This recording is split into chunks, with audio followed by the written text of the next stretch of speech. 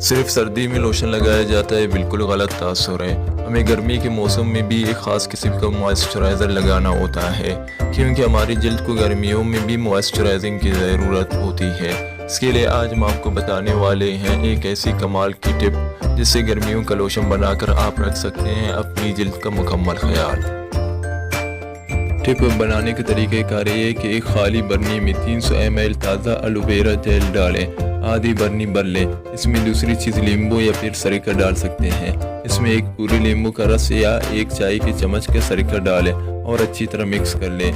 अब इस बर्नी को फ्रिज में रख दें। गर्मी में रोज़ाना हाथ, पाँव और चेहरे पर इस मॉइस्चराइज़र का इस्तेमाल करें। नरम व मुलायम जल्द पाएंगे।